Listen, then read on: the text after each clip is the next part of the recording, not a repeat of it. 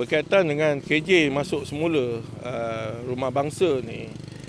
Di Rumah Bangsa ni dia kempen untuk semua bekas-bekas ahli masuklah secara beramai-ramai. Sebenarnya dia tujuan dia nak KJ seorang je.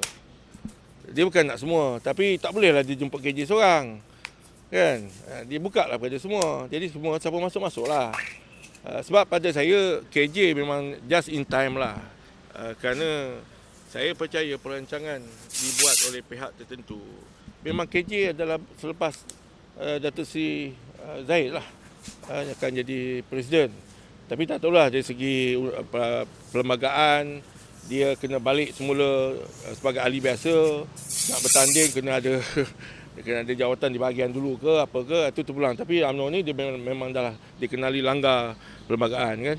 Jadi tak kisahlah kalau dia nak angkat KJ nanti dia buat satu keputusan di MKT. Boleh KJ boleh bertanding. Ni macam itulah dia orang punya standard macam itulah. Dia tak ada lagi tata kelola lah.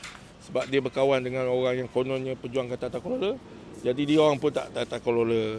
Dan benda ni saya percaya memang ini sebenarnya dah dirancang oleh pihak yang saya percaya yang mencengkam kepimpinan negara ni.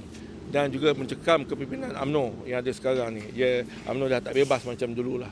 Daripada aturan ni saya pun sedih lah kalau jadi orang macam KJ jadi presiden dan diangkat untuk kerjasama nanti dengan PH, dan orang yang boleh menyerajui PH yang DAP boleh kerjasama adalah orang macam KJ lah. Macam KJ ni minta maaf lah, kena nak saman lah. Saya tak nampak memang di perjuangan dia Islam, perjuangan Melayu dia memang tak nampak. Tak ada nampak. Mana ada isu-isu kuil, mana ada isu-isu rumah kampung baru kena roboh, mana ada isu-isu UEC, mana isu-isu LGBT. Semua tak ada. Dia cakap cantik je lah dekat di main podcast itu je.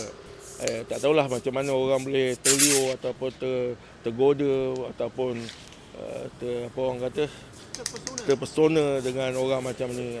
Ini bukan pejuang kita. Saya orang macam UMNO ni, saya nak orang macam Datuk Johari Gani. Orang ahli-ahli UMNO kat bawah ni jangan buta lah.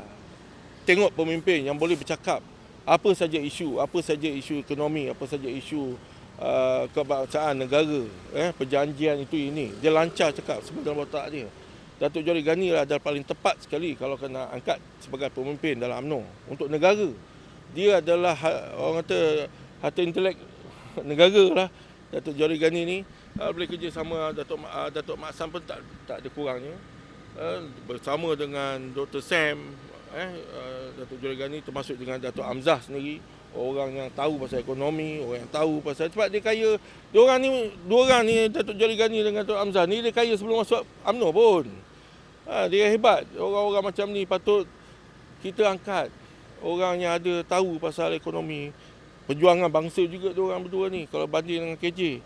Tak tahulah orang UMNO ni dia memang dah ikut ketua lah. Mereka ni tak kira ketua tu betul ke tak betul ke, dia akan ikut. Ketua terjun lombong pun dia akan ikut. Ini UMNO sekarang ni.